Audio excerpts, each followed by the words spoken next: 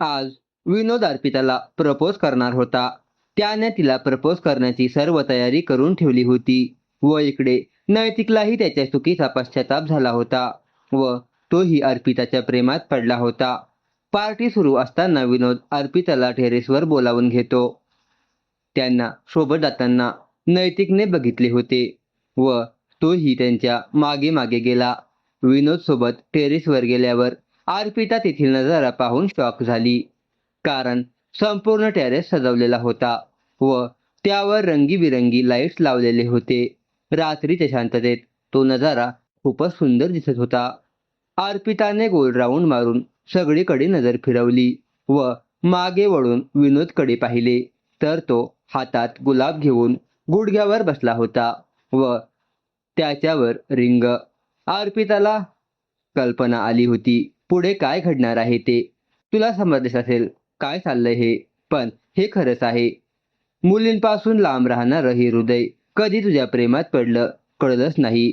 मला माझ्या शेवटच्या श्वासासोबत तुझ्याजवळ राहायचं आहे. राहशील का माझ्यासोबत कायम माझी बनून? विनोद बोलला. नैतिकने हे पाहिले व तो रागातच तेथून निघून गेला. पूजाने त्याला थांबवलं पण तो काहीच न बोलता सरळ घरी निघून गेला. इकडे अर्पिताला काय उत्तर देऊ हेच कळत नव्हतं. तिच्या मनात विनोदविषयी अशा भावना कधीच आल्या नाही. तिने विनोदला एक मित्र मानलं होतं. त्यापुढे तिच्या मनात काहीच नव्हतं. तिने विनोदला उभं केलं. विनोद, नशीब पण बघ ना किती खेळ खेळतो. माझं ज्याच्यावर प्रेम होतं त्याने त्याच्या स्टेटससाठी माझ्या भावनांचा कचरा केला, त्याचा अपमान केला आणि आता मी तुझे स्वप्न तोडायला चालली. मला माफ कर विनोद, पण मी तुला एका मित्राच्या वर कधीच पाहिलं नाही. असं नाहीये की मी तुझ्या भावनांचा अपमान करते. मी खूप रिस्पेक्ट करते तुझ्या भावनांचा, पण माझ्याकडून हे नाही होणार विनोद. मन ना कधीच आपलं ऐकत नाही. त्याला जे करायचं ते करतो, पण मला माझ्या मनावर ताबा ठेवता येत नाही. मी नैतिकला विसरू शकत नाही. माझं पहिलं प्रेम आहे नैतिक. मी आजही खूप प्रेम करते नैतिकवर. अर्पिता हात जोडून व रडतच म्हणते, मला माफ कर विनोद. तू जी देईल ती शिक्षा मला मंजूर आहे, पण माझं उत्तर नाहीये. पण मी कायम तुझी मैत्रीण राहील. पुढे तुझी मर्जी म्हणत रडतच अर्पिता निघून जाते. आणि विनोद तिला पाठमोरी जाताना बघत राहतो. पूजा रागारागाने घरात आली आणि तिने हातात जी येईल ती वस्तू फेकायला सुरुवात केली. काचेचे फ्लॉवर पॉट तर किती फोडले तिने तिलाच माहीत नाही. तेवढ्यात तिला दारातून येणारी व्यक्ती दिसली आणि तिने हातातील फ्लॉवर पॉट त्या व्यक्तीच्या दिशेने फेकले. पण त्या व्यक्तीने तिचा निशाणा चुकवला व ते फ्लॉवर पॉट मागे पडला. अगं किती राग, शांत हो आधी. कसं शांत बसू मी दादा?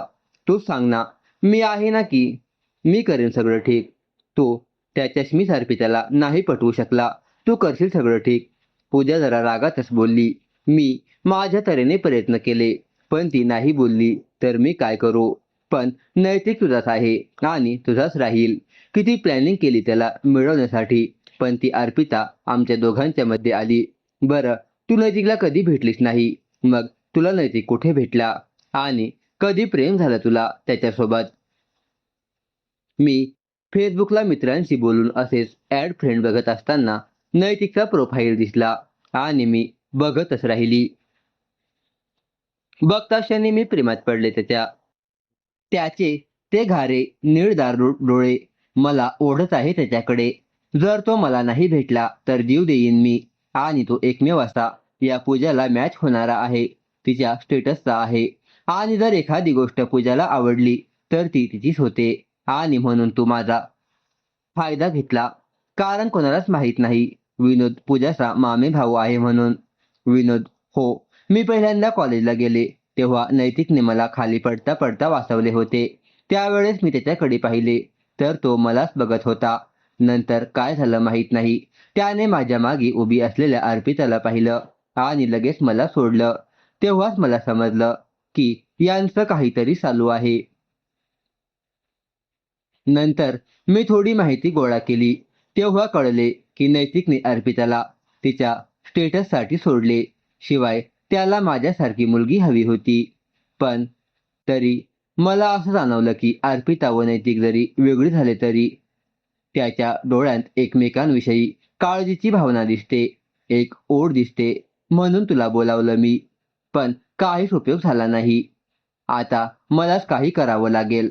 बरं, आता तू बघ. तुझं मला तसंही यूकेला जायचे आहे. मीटिंगसाठी. आता पेपर्सच्या वेळेलाच येईल. पण जे करशील ते विचारपूर्वक कर. विनोद.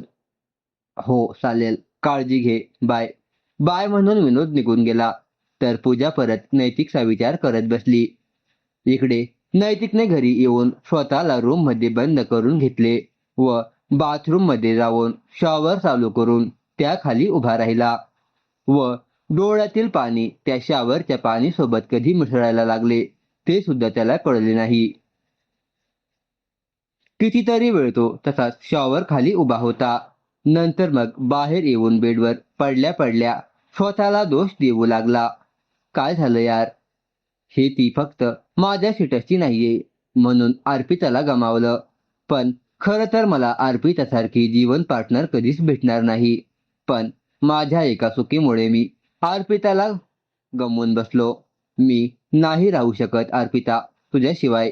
माझ्या एका चुकीची एवढी मोठी शिक्षा नको ना देऊस मला. I really love you.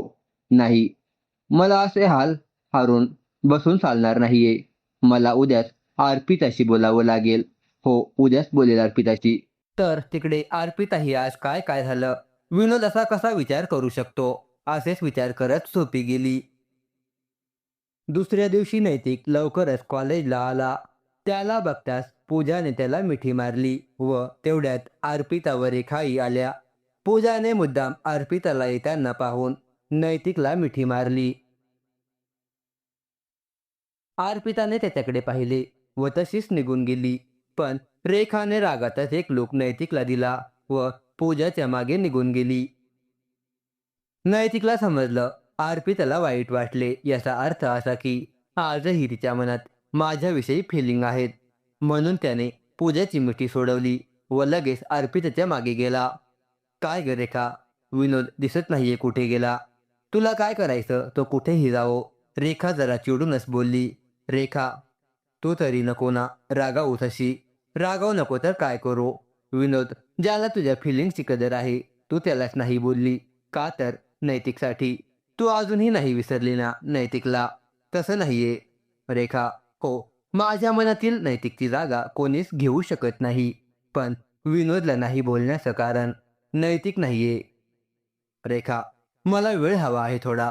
आयुष्यात इतकं काही पाहिलं ना की प्रेमावर विश्वास बसत नाहीये. मला सुद्धा या सगळ्यात नाही पडायचं आहे. फक्त करिअरवर फोकस ठेवायचं आहे. प्लीज तू तरी समजून घे. तेवढ्यात नैतिक तिथे आला. अच्छा, म्हणून तू विनोदला नाही बोलली? रेखा, हो. बरं आता सांग, कुठे गेलाय विनोद? यूकेला गेलाय कामासाठी. पेपर्ससाठी येईल आता असा मेसेज टाकला त्याने. रेखा, त्याला खरंच सॉरी बोल यार माझ्याकडून आणि नवीन आयुष्य चालू करायला सांग. अर्पिता, बरं सांगते. आधी लेक्चरला जाऊया का? रेखा, हो. चल मग. अर्पिता. अर्पिता व रेखा लेक्चरला जाऊन बसतात. पण नैतिकच्या कानात फक्त रेखाचे ते शब्द घुमत असतात की अच्छा, म्हणून नाही बोलली तू विनोदला. म्हणजे अर्पिताने विनोदला नाही सांगितलं. म्हणजे तिचं माझ्यावर अजूनही प्रेम आहे. म्हणून तर नैतिक उड्याच मारायला लागला. पण कॉलेज आहे हे लक्षात आल्यावर शांतपणे लेक्चरला जाऊन बसला. पण आज त्याची नजर सारखी अर्पिताकडेच जात होती. यार, मी का दुखवलं माझ्या परीला? सिंपल किती क्यूट दिसते यारची. असं वाटतंय बघतच राहावं. पूजा मात्र रागाने अर्पिताकडे पाहत असते. काहीही होऊ दे, पण मी अर्पिता व नैतिकला एक होऊ देणार नाही. नैतिक फक्त माझा आहे. तेवढ्यात त्यांचे सर क्लासमध्ये आले व त्यांनी सांगितले की कॉलेजची ट्रिप जाणार आहे. तेही 3 दिवसांसाठी महाबळेश्वरला. आणि ही ट्रिप परवा निघणार आहे. So ready to all going fun. जशी ही न्यूज क्लासमध्ये पसरली तसे सगळे एकदम उत्साहात ओरडले. हो, नक्कीच मजा येईल सर. तर नैतिकने ठरवले की काहीही झालं तरी या ट्रिपमध्ये मी अर्पिताची माफी मागून तिला माझ्या मनातील भावना सांगेन. तर दुसरीकडे पूजानेही ठरवलं की या ट्रिपमध्ये असा एक झटका बसेल की अर्पिता व नैतिक कायमचे वेगळे होतील. काय, तुला नाही यायचं ट्रिपला? रेखा, हो यार, मला सध्या नाही जायचं कुठेच फिरायला. अर्पिता, हे बघ अर्पिता, जर तू नाही आली ना तर मीही नाही जाणार आणि हा माझा अंतिम निर्णय आहे. सो तू येतील. रेखा, बरं बाई, येते मी. आता तरी खुश. अर्पिता तिथे गाल ओढत बोलली. त्यांचे बोलणे ही नैतिक व पूजा दोघेही ऐकत होते. दोघांनाही अर्पिता नाही येणार ट्रिपला याचं टेन्शन आलं होतं. पण कारण दोघांची वेगवेगळी होती. पण जेव्हा अर्पिता रेडी झाली तेव्हा दोघांनीही सुटकेचा श्वास सोडला. आज ट्रिप जाणार होती म्हणून मामा व मामींना अर्पिताला लागणारे सगळे सामान पॅक करून दिले होते. शिवाय थंडीचे वातावरण होते व महाबळेश्वरला खूपच थंडी होती म्हणून गरम कपडे सुद्धा पॅक केले होते. मामा मामींना तर अर्पिताची खूपच काळजी वाटत होती. अर्पिता कधी एकटी नाही राहिली त्यामुळे तिला नीट समजावून सांगत होते. तेवढ्यात रेखा आली. झाली का तयारी निघायचं? हो झाली. तुझीच वाट बघत होते. चल निघूया. येते मी मामा मामी. अर्पिता, हो, सांभाळून जा. जास्त थंडीत बाहेर नका निघो. आणि हो रेखा, अर्पिता तुझी जबाबदारी आहे. जसे ती सुखरूप झाली तशीच सुखरूप आली पाहिजे. काय? मामी, हो मामी, मी आहे ना, मग कशाला काळजी करता. चल, येतो आम्ही, म्हणत रेखा व अर्पिता कॉलेजला आल्या. कॉलेजवरून त्यांची बस निघणार होती. अर्पिता व रेखा ही बसमध्ये बसले व अर्पिताची नजर पूर्ण बसमध्ये फिरली व नैतिक जिथे बसला तिथे येऊन थांबली. नैतिक तर तिला आल्यापासून बघतच होता. त्यानं तिला हलकी स्माईल दिली. अर्पितानेही त्याला स्माईल दिली व रेखा शेजारी जाऊन बसली. त्यांच्यासोबत त्यांचे 2 सर जाणार होते. त्यांनी सर्व आले का याची चौकशी केली व गणपती बाप्पा मोरयाच्या गर्जनासहित बस निघाली महाबळेश्वरला. जसजशी बस महाबळेश्वरला जात होती हवामानातही बदल होत होते. जरी पावसाळी वातावरण नव्हते तरी पावसाची रिपरिप चालू होती. हवेत गारवाही खूपच जाणवत होता. सगळे विद्यार्थी त्या वातावरणाचा आनंद घेत जात होते तर मध्येच काही जोक करत होते तर कधी गाण्यांच्या भेंड्या खेळल्या जात होत्या. या सगळ्यात फक्त 3 जण नव्हते, अर्पिता, नैतिक व पूजा. अर्पिताला झोप लागल्याने तिने विंडोवर डोकं ठेवून शांत झोपली होती. विंडो जरी थोडा उघडा असला तरी हवेत गारवा होता व वाराही भरपूर होता. त्यामुळे अर्पिताचे केस चेहऱ्यावर येत होते. पण तिला इतकी गाढ झोप लागली होती की तिला कशाचेच भान राहिले नव्हते. पण नैतिकचं लक्ष तिच्याकडेच होतं. त्याला कित्येकदा मोह झाला की अर्पिताच्या चेहऱ्यावरचे केस मागे घ्यावे. पण त्याने स्वतःला आवरलं व तिच्या त्या निरागस चेहऱ्याकडे एकटक बघत बसला. व पूजा तर कसे करायचे, काय करायचे यामागे होती. तिला काहीही करून अर्पिता व नैतिकला वेगळे करायचे होते. याच विचारात असताना सांगितलेल्या जागी बस थांबली. तसे अर्पिताला जाग आली व तिची नजर समोर बसलेल्या नैतिकवर गेली. तसे तिने लगेच तिची नजर खाली केली व रेखाकडे बघायला लागली. झोप झाली असेल तर चला मॅडम, जाऊया का आपण खाली? रेखा, हो, चल म्हणत सगळे खाली उतरले व समोरचा नजारा बघतच राहिले. कारण ते ज्या हॉटेलला थांबले होते ते हॉटेल खूपच सुंदर होते. त्यांना असे वाटत होते जसे ते कॅम्प फायरिंग करत आहे. कारण हॉटेलची रचना तशीच होती. जसे आपण कॅम्प फायरला गेल्यावर टेंट बांधतो तसेच त्या हॉटेलचे रूम होते. रूम म्हणण्यापेक्षा लहान लहान घरं होती. तीही गोल राऊंड करून बनवलेली व त्या मधोमध स्विमिंग पूल. सभोवताली हिरवीगार झाडं होती. सगळे डोळे वाचून बघतच होते की तेवढ्यात त्यांचे सर तिथे आले. बुकिंग आधीच केली होती त्यामुळे काहीच अडचण नाही आली. त्यांनी मुलांसाठी व मुलींसाठी असे 2 वेगळे क्वार्टर बुक केले होते. चला, लवकरच तुम्हाला फ्रेश व्हायला वेळ आहे. जा लवकर फ्रेश होऊन घ्या. मग इथेच या जेवण करून थोडं जवळच फिरून येऊ. सर, चालेल म्हणत सर्व आपापल्या क्वार्टरमध्ये गेले. क्वार्टर जरी 2च असले तरी खूप मोठे मोठे होते. त्यामुळे कोणत्याही गोष्टीसाठी काहीच प्रॉब्लेम झाला नाही. अर्ध्या तासात सगळेच सरांनी सांगितलेल्या ठिकाणी आले. नैतिक ही मुकुंद व विवेकी सोबतच होते. तेवढ्यात मुलींचा ग्रुप आला. पण नैतिकची नजर अर्पिताला शोधत होती.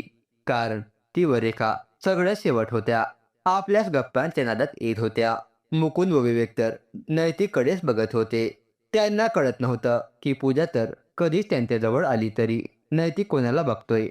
तेवढ्यात त्यांना नैतिकच्या चेहऱ्यावर हलकी स्माईल दिसली व डोळ्यांवर चमक. त्यामुळे नैतिक जिकडे बघत होता तिकडे ते बघायला लागले व ते थोडे आश्चर्यचकित झाले. कारण नैतिक अर्पिताला पाहत होता व अर्पिताही आज नेहमीपेक्षा वेगळी दिसत होती. कारण तिने आज ब्लॅक जीन्स व त्यावर येलो टॉप घातला होता व केसांची पोनी बांधली होती व डोळ्यांवर तर नेहमीचा तिचा चष्मा होताच. मेकअपचा लवलेस नसूनही खूपच सुंदर दिसत होती अर्पिता. विवेक व मुकुंदला कळले होते की नैतिकच्या मनात काय चाललंय व ते खूप खुशी होते की नैतिकला त्याची चूक कळली. पण त्यांना त्यांच्या तोंडातून ऐकायचे होते म्हणून ते नैतिकला स्वतःहून काहीच विचारणार नाही असं ठरवलं व ते लगेच नैतिक जवळ गेले. नैतिक, चल, अरे सर बोलावताय, आपण जेवण करूया का? पोटात कावळे ओरडायला लागले. हो, चला चला, नैतिक भानावरेच बोलला. सगळ्यांनी मस्त गप्पा मारत जेवण केलं व नंतर सर त्यांना सोबतच तिथे जवळ असलेल्या बाजारपेठेत घेऊन गेले, जी फार प्रसिद्ध बाजारपेठ होते. तिथे लेकरीचे कपडे, स्वेटर, चामड्याचे बेल्ट, पर्स इत्यादी वस्तू मिळत असत. प्रत्येकाने मनसोक्त शॉपिंग केली. नैतिकनेही बरीच शॉपिंग केली. पण अचानक त्याची नजर एका दुकानात गेली जिथे खूपच सुंदर असं लेडीज स्वेटर त्याला दिसलं व त्याने ते स्वेटर अर्पितासाठी विकत घेतलं. कारण स्वेटर बघता क्षणी त्याला ते अर्पितासाठीच बनलेलं स्वेटर आहे असे वाटले. सगळ्यांची शॉपिंग झाल्यावर सगळे परत हॉटेलला आले. जेवणाची वेळ झालीच होती म्हणून सगळे लगेच फ्रेश होऊन आले व सगळ्यांनी जेवणावर ताव मारला. जेवण करून सगळे लगेच झोपायला गेले. प्रवास करून थकले होते. शिवाय लगेच बाजारपेठ पाहायला गेले. त्यामुळे सर्वांची हालत खराब झालेली. म्हणून मग सरांच्या सूचना ऐकून सगळे लगेच झोपायला गेले. पण अर्पिता काही केल्या झोप लागेना. कारण आज तिने पहिल्यांदा नैतिकच्या डोळ्यात तेच भाव पाहिले होते जे कधी तिच्या डोळ्यात होते. त्यामुळे तिची झोप उडाली होती. नैतिकच तिला असं एकटक पाहणंही तिच्या हृदयाची धडधड वाढवत होती. त्यामुळे तिचं एक मन सांगत होते की खरंच नैतिक प्रेम करतो अर्पितावर. पण एक मन सांगत होते कसं शक्य आहे हे. नैतिकने आधीच सांगितलंय त्याला कशी त्याची लाईफ पार्टनर हवी आहे ते. आणि मी त्यात बिलकुलच बसत नाही. उर्फ हे विचार करून करून डोकं दुखलं माझं. म्हणून अर्पिता रूमच्या बाहेर आली तर समोर बघते तर नैतिक ही स्विमिंग पूलजवळ बसला होता व पाण्याकडे एकटक पाहत होता. त्याला कशाचेच भान नव्हते. तेवढ्यात त्याच्या खांद्यावर कोणीतरी हात ठेवला म्हणून त्याने मागे पाहिले तर मागे अर्पिता हातात गरमागरम कॉफी घेऊन उभी होती. तिला बघताच त्याच्या चेहऱ्यावर मोठी स्माईल आली. तू इथे बस ना नैतिक. आता तुमच्यासोबत आली आहे तर इथेच असेल ना. त्याला कॉफीचा मग देत अर्पिता बोलली. नाही ग, तसं म्हणजे इतक्या रात्री जागी का असं विचारतोय. नैतिक, आशिष झोप येत नव्हती म्हणून जागी होते. आणि तू का जागा आहे अजून? तुला तर 10लाच झोप येते ना. अर्पिता, तुझ्या लक्षात आहे अजून? नैतिक तिच्या चेहऱ्याकडे बघत बोलला. हो, मित्र आहे तर लक्षात तर ठेवूनच ना. बरं, काय झालं? कसलं टेन्शन आहे आता सांगशील का?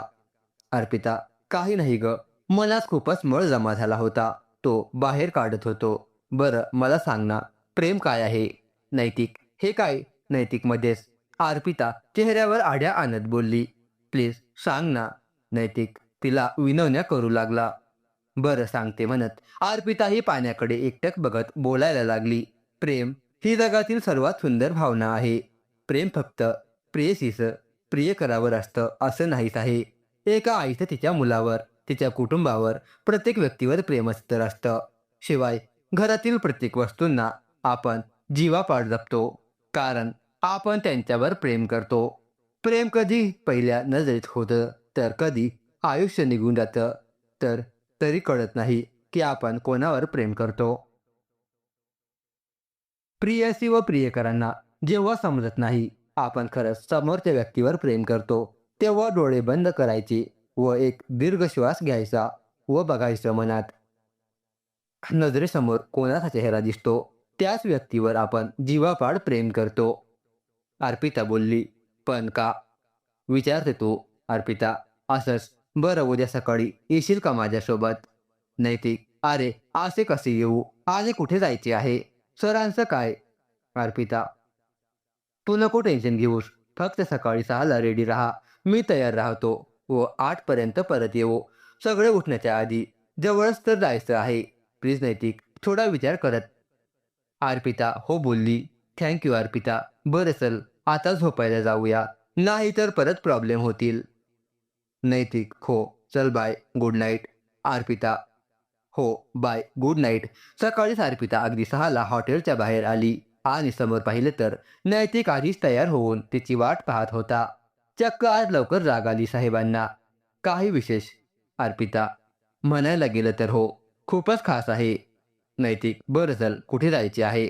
अर्पिता. अगं इथे जवळच आहे, 10 मिनिटात पोहोचू. चल म्हणत नैतिक चालायला लागला व अर्पिताही त्याच्या मागे चालायला लागली आणि ते बघता बघता त्या ठिकाणी पोहोचले व अर्पिताच्या तोंडातून एकच शब्द निघाला. अप्रतिम. सुंदर. आणि का म्हणू नये, कारण नैतिकने तिला, ज्याला वेण्णा तलाव म्हणतात, तेथे आणले होते. इतका सुंदर देखावा होता. सकाळचा सगळीकडे हिरवीगार झाडांनीही लेक झाकले होते. आता कुठे सूर्याची किरण पडायला सुरुवात झाली होती. अर्पिता सगळं भान हरपून बघत होती की तिच्या लक्षात आले नैतिक कुठे गेला. म्हणून मागे वळली तर नैतिक गुडघ्यांवर बसून दोन्ही कान पकडून बसला होता. अर्पिता एकदम चकितच झाली होती व तिला काहीच कळत नव्हते, कारण हा नैतिक ती पहिल्यांदा बघत होती. काय झालं नैतिक? अर्पिता बोलली. अर्पिता. आज मी बोलणार व तू ऐकणार आहेस आणि मध्ये तर अजिबातच बोलणार नाहीये. आधी माझं सर्व ऐकून घे, मग काय बोलायचं ते बोल. नैतिक. बरं, बोल काय बोलायचं आहे. अर्पिता ही हाताची घडी घालून उभी राहिली. नैतिकने एक दीर्घ श्वास घेतला व बोलायला सुरुवात केली. अर्पिता. मला माफ कर. मी चुकलं ग माणसं ओळखायला. प्रेम काय असतं कधी कोणी शिकवलंच नाही. लहान होतो तेव्हापासून बघतोय आईबाबांची भांडणं, आणि भांडणाला विषय तर कोणताही चालतो. मग त्यांना आणि त्यांचं लव्ह मॅरेज झालंय ग, पण आता त्यांच्या आयुष्यात प्रेमच नाहीये. म्हणून मला प्रेम कधी जमलंच नाही. त्यात एक सवय लागली, ते म्हणजे चॅलेंज लावण्याची व ती कोणत्याही परिस्थितीत जिंकायची. असं समज व्यसनच लागलं आहे मला चॅलेंजचं. त्यामुळे मी तुझ्या खूपच भावना दुखावल्या आहेत. त्यासाठी हवी ती शिक्षा मला दे. बाकी मला काही नको. पण एक सांगेन, खूप प्रेम करायला लागलो ग तुझ्यावर. तुला जेव्हा जेव्हा विनोद सोबत बघायचो ना, खूप राग यायचा. तू म्हणायची ना की तुला जेव्हा याचं उत्तर सापडेल तेव्हा ये माझ्याकडे. बघ आलोय मी, आणि या उगवत्या सूर्याला साक्षी मानून सांगतो, हो अर्पिता, खूप प्रेम करतो मी तुझ्यावर.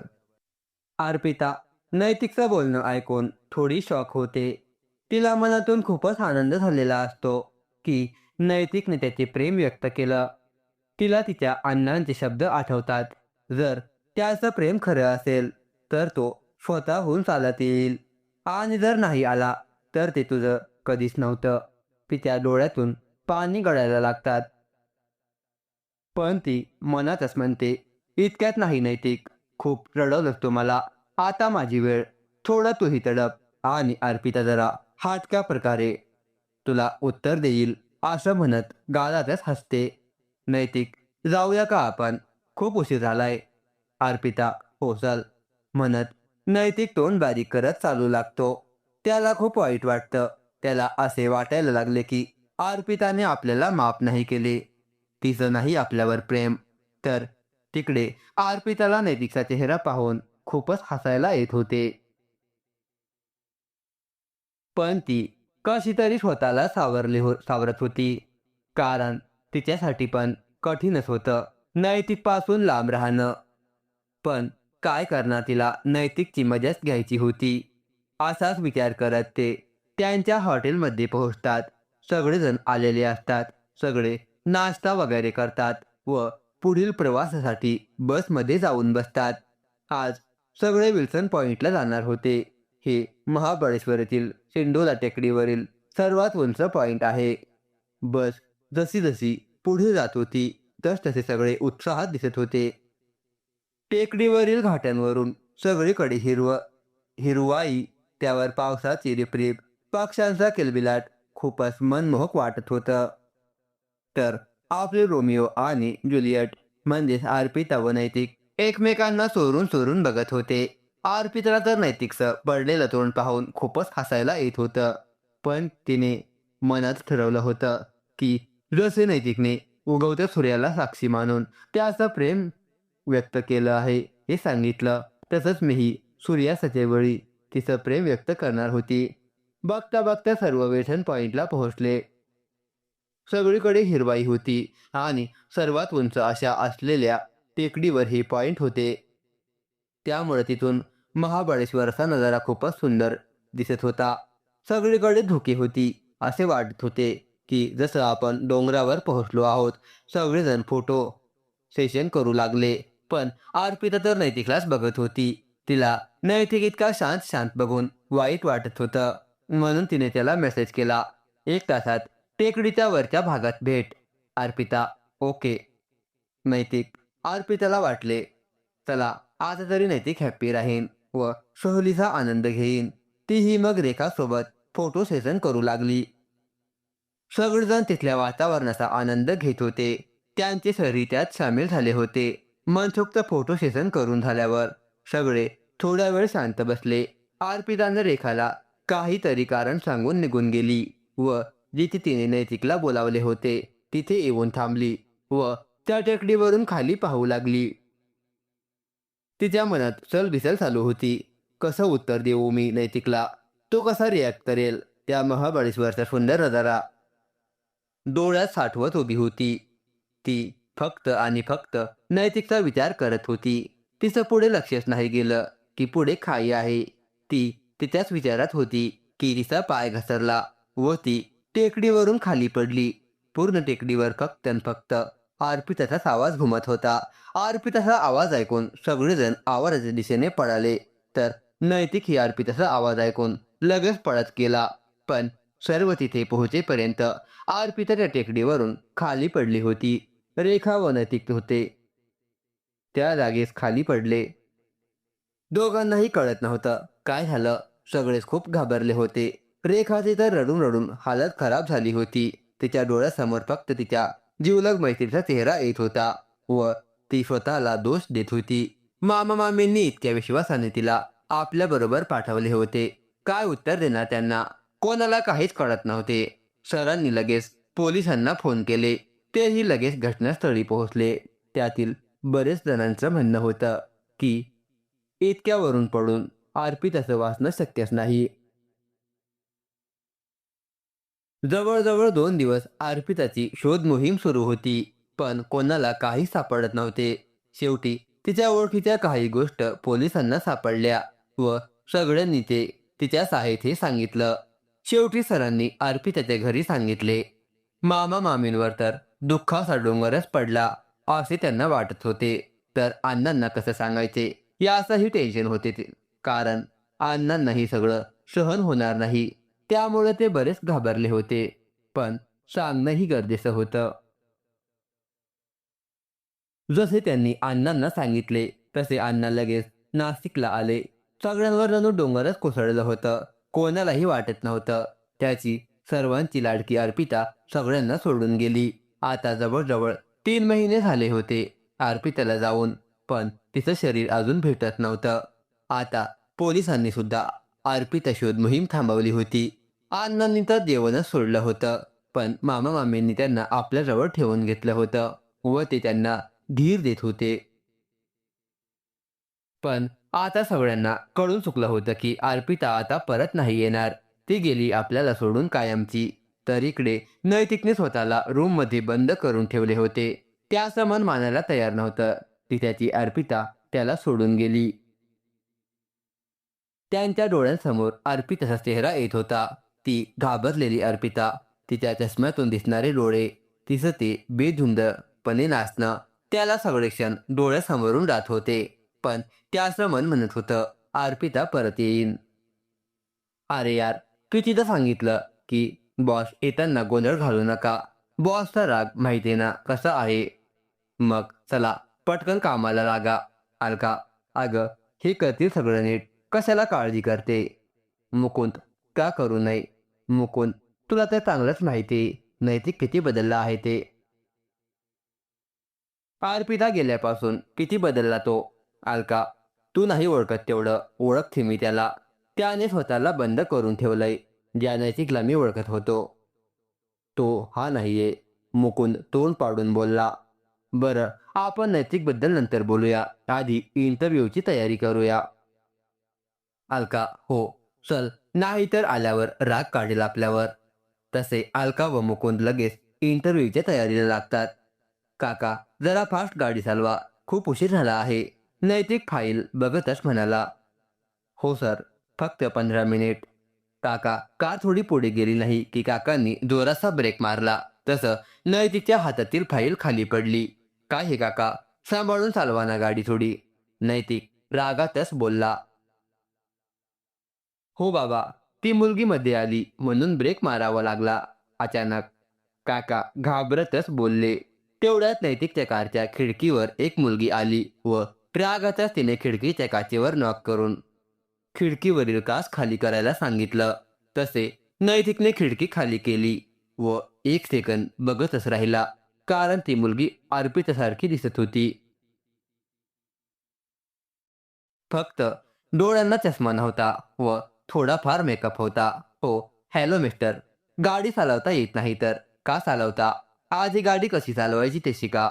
मग गाडी रस्त्यावर चालवत जा. आज जर मी मध्ये आली नसती तर या बिचाऱ्या पिल्लूला किती लागलं असतं. ती मुलगी आपल्या हातातील कुत्र्याच्या पिल्लाला दाखवत जरा रागातच बोलली. पुन्हा अशी चूक करू नका, नाहीतर या आदितीसोबत गाठ पडेन, समजलं? म्हणत नैतिकचं काहीच न ऐकता निघून गेली. इथे नैतिकला मात्र खूपच राग आला होता. त्याला काय करू आणि काय नको हेच कळत नव्हतं. काकाही त्या मुलीकडे बघत होते. शिवाय आता नैतिक बाबा काय करतील तेच कळत नव्हतं. चला काका, लवकर ऑफिसला, उशीर होतोय. हो हो, चालतो. काका असे म्हणत कार चालू केली व ते 10 मिनिटात ऑफिसला पोहोचले. नैतिक लगेच त्यांच्या कॅबिनमध्ये गेला. पण जाता जाता सगळ्या स्टाफकडे नजर टाकत गेला. मुकुंद, इंटरव्ह्यू चालू करूया. पाठवतो एक एक करून. नैतिक हो पाठवतो म्हणत मुकुंदने लगेच इंटरव्ह्यूसाठी आलेल्या कॅन्डिडेटला आत पाठवले. जवळजवळ 1 तास इंटरव्ह्यू चालला, पण नैतिक हवं तसं कोणीच भेटत नव्हते.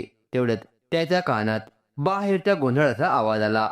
तसा नैतिक बाहेर आला आणि समोर बघतो तर काय, ती आदिती मुकुंदला विनवणी करत होती की इंटरव्ह्यूसाठी जाऊ द्या म्हणून. खरं तर नैतिकला तिला बघताच राग आला, पण शांत बसत त्याने मुकुंदला फोन करून आदितीला आतमध्ये पाठवायला सांगितले. आदिती तर खूपच खुश झाली व ती लगेच मध्ये गेली. मी I come in sir? Aditi. Yes Aditi, come in and sit here. Naitik आदितीला थोडं वेगळेच वाटले, कारण नैतिक खुर्ची उलटी करून आदितीकडे पाठ करून बसला होता, जेणेकरून आदितीला नैतिकचा चेहरा दिसू नये. मिस आदिती चव्हाण, तुम्ही 1 तास लेट आहात. नैतिक, सॉरी सर. पण ते काय झालं, मी वेळेवर पोहोचले असते हो. पण काय आहे, काही लोक खूप जास्त हुशारी असतात. श्रीमंत असले की पैशांचा जास्तच रुबाब दाखवतात. आज जसे की पैशांमुळे सगळं काही खरेदी करू शकता. आदिती, बरं ते जाऊ द्या. आपण इंटरव्ह्यू घेऊया का? माहिती, खरं तर आदितीचा त्याला खूपच राग येत होता, पण तो स्वतःला सांभाळत होता. त्याने इंटरव्ह्यू घेतला व तिला बाहेर थांबायला सांगितले. आदिती बाहेर आली व गटागटा पाणी पिलं व तिथेच बसून राहिली. थोड्या वेळाने मुकुंद आला व तिला अपॉइंटमेंट लेटर दिलं व सांगितलं की उद्यापासून बॉसच्या पीएची जागा दिली आहे. आणि हो, वेळेवर या. सरांना लेट आलेलं चालत नाही. हो, चालेल म्हणत आदिती आनंदाने ऑफिसमधून बाहेर पडली व मुकुंद नैतिकच्या कॅबिनमध्ये गेला. नैतिक बोलू का जरासं? जरा. मुकुंद, ती अर्पिता नाहीये मुकुंद. फक्त तिच्यासारखी दिसते. आदिती चव्हाण नाव आहे तिचं. आणि अर्पिता जाऊन जवळजवळ वर्ष झालं आहे. नैतिक, मग तू तिला कामावर का ठेवलं? आणि चव्हाण म्हणजे तेच नाही का ज्यांना मागच्या वर्षी बेस्ट बिझनेसमॅनचा टॅग भेटलं होतं? मुकुंद आपली शंका मांडत बोलला. काम असं म्हणशील तर मी तिच्या सर्टिफिकेटवरून दिलंय तिला. आणि माझ्या प्रश्नांची उत्तरं मला जशी हवी होती तशीच मांडली आहे तिने. नैतिक आणि चव्हाण मुकुंद चव्हाणची मुलगी कशी काय असू शकते ती? जर ती त्यांची मुलगी असती तर त्यांच्याच ऑफिसला जॉईन झाली असती. आपल्याकडे आली नसती. नैतिक, बरं, पण पूजाचं काय झालं? मुकुंद जरा घाबरतच बोलला. काही पण हो, मला काय फरक पडतो तिच्यामुळे? माझी अर्पिता नाहीये सोबत माझ्या. नैतिक जरा रागातच बोलला. हो, तेच विचारतोय. तिच्या वडिलांच्या दमवर तिला परत बाहेर काढले असतीलच त्यांनी. मुकुंद, हो काढले असेल. पण तिचा माझा काहीच संबंध नाहीये. नैतिक, बरं तू शांत हो. तुला मस्त कॉफी पाठवतो. तर थांब असं म्हणत मुकुंद बाहेर निघून आला. नैतिक खुर्चीला मागे टोकून डोळे बंद करून रिलॅक्स बसला व तो भूतकाळात हरवला. भूतकाळ. अर्पिताला जाऊन आता 4 महिने झाले होते. असंच नैतिक अर्पिताचा फोटो पाहत होता. तेव्हा अचानक मेसेजची टोन वाजली व त्याने मेसेज चेक करायला गेल्यावर पाहिलं की अर्पिताचा मेसेज होता. मला टेकडीच्या वर भेट 1 तासात. आणि मी रिप्लाय केला आहे. पण मी तर नाही केला होता रिप्लाय. माझ्याकडे तर माझा फोनही नव्हता. मग रिप्लाय कोणी केला? अरे हो, त्या दिवशी फोन तर पूजाकडे होता. तिला घरी फोन करायचा होता व रेंज मिळत नव्हती. तिच्या फोनला म्हणून माझा फोन घेतलेला. म्हणजे अर्पिताला शीट म्हणत नैतिक पळतच बाहेर आला व कार घेऊन लगेच पूजाच्या घरी गेला. आणि पाहतो तर काय, पूजा तिचं सामान पॅक करत होती. म्हणजे ती कायमसाठी परत निघून जात होती. इतकी काय घाई झाली तुला पूजा? नैतिकला पाहून तर पूजाला चांगलाच घाम फुटला होता. कुठे काय? यूएसला परत चालली मी. पूजा, अरे पहिले स्वतःच्या गुन्ह्याची शिक्षा नको मिळायला तुला. नैतिक रागावूनच बोलला. गुन्हा? कोणता गुन्हा? काय बोलतोय तू नैतिक? पूजा न समजण्याचं नाटक करत बोलली. अर्पिताचा खून केलाय तो.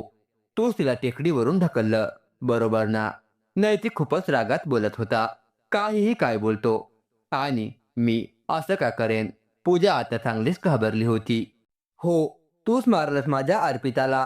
कारण तू माझ्यावर प्रेम करायची. पण जेव्हा तुला कळालं की मी अर्पितावर प्रेम करतो, तेव्हा तू तिला टेकडीवरून ढकलून दिलं. नैतिक रागातच तिच्या जवळ जात बोलला. स्टॉप नैतिक. हो, मीच मारलं तिला. कारण ती आपल्यामध्ये आली होती. तू फक्त माझाच आहे. काय कमी होती माझ्यात जे तुला ती बहीण जी आवडली? म्हणून त्या दिवशी जेव्हा तिचा मेसेज आला तेव्हा मीच तिला तुझ्याकडून रिप्लाय दिला. व ती येण्या अगोदरच कोणाला दिसणार नाही अशी बारीक दोरी टेकडीवर बांधली होती की अर्पिता तिथे उभी राहिली की तिचा पाय बरोबर त्या दोरीवर पडेल. मग मी ती दोरी ओढून घेतली. त्यामुळे ती टेकडीवरून खाली पडली. तुम्ही सगळे येण्याच्या आधीच मी ती दोरी काढून घेतली. तुम्हा सगळ्यांना वाटलं की तिचा पाय घसरून ती पडली. नैतिकने सनकन त्याच्या कानाखाली मारली. तेवढ्यात मुकुंद पोलीस घेऊन आला व त्याच्यासोबत विनोदही होता. तोही आजच आला होता. घेऊन जा इन्स्पेक्टर हिला. ही मला माझ्या नजरेसमोर ही नको. मला माफ कर नैतिक, मी चुकले. पण मी फक्त तुझ्या प्रेमासाठी केलं हे सगळं. मला एकही शब्द ऐकायचा नाहीये व तुझा चेहराही पाहायचा नाहीये. मी आधी सांगितलं होतं, जे करशील विचार करूनच कर. पण तू प्रेमात इतकी आंधळी झाली की एका जीवाचा बळी दिला. अर्पितावर माझं प्रेम कधीच नव्हतं, ना तिचं माझ्यावर. पण आम्ही खूप छान मित्र होतो. अर्पिताला न्याय मिळाला पाहिजे. मी तुझी काहीही मदत करणार नाहीये दी. विनोद. पूजाला स्वतःवर खूपच राग येत होता. तिने तिचा गुन्हा स्वतः कबूल केले होते म्हणून पोलीस तिला घेऊन निघून गेले. नैतिक माफ कर मला. विनोद. अरे असे का बोलतोय? तू तर उलट अर्पिताला न्याय मिळवून देत आहे. तू खरंच अर्पिताचा चांगला मित्र आहे. वर्तमानात कोणाच्या तरी स्पर्शाने नैतिकने डोळे उघडले. तर मैत्रिणींनो आणि मित्रांनो, आपली अर्पिता खरंच सर्वांना सोडून गेली का? की आदितीच्या रूपात ती पुन्हा परत येईल? आपण कमेंटमध्ये सांगायला विसरू नका. तर काय होईल पुढे बघूया पुढील भागात. पुढील भाग न चुकता ऐकण्याकरिता सर्वांनी चॅनलला सबस्क्राईब करून ठेवा. हीच आपण सर्वांना नम्रतेची विनंती. धन्यवाद.